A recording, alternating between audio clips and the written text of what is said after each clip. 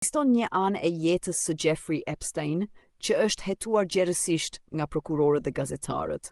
Kjo anë lidhet me abuzimet seksuale dhe rrjetin kriminal, të cilat quan në arrestimin dhe burgosjen e tij.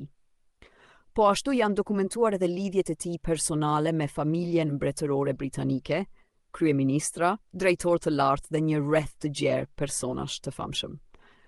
Këto lidhje janë trajtuar në mënyrë të detajuar në guida dhe libra të shumtë investigativ. Por ka edhe një anë me pak e eksploruar. Origjina e pasurisë financiare e grumbulluar nga ky njeri që tani ëndëse është bërë një obsesion i vërtetë amerikan.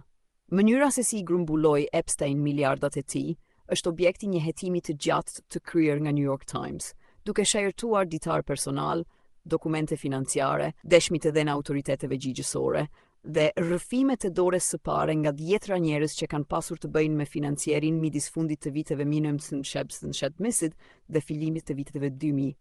Këto hetime zbulojnë se talenti i vërtetë i Epsteini, medër shumë sesa matematika dhe pianoja, ishte gjithmonë arti i mashtrimit të tjerëve. Jeffrey Epstein. Historia fillon me një ditë specifike. Ditën në fillim të vitit 1960, kur Epstein, atëherë mësues jute 3 vjeçar i matematikës dhe fizikës në një shkollë të mesme prestigjioze, pranoi një ftesë për një feste në një galeri arti në Manhattan.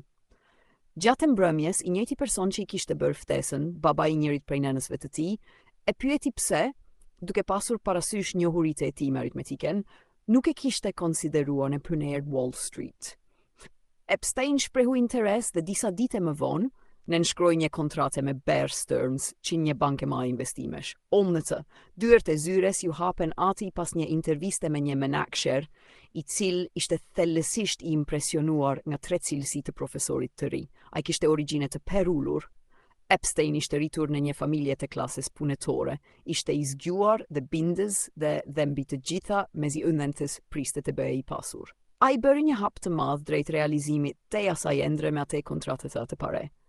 Paga e tij fillestare ishte $25,000 në vit, ekuivalenti rreth $40,000 sot.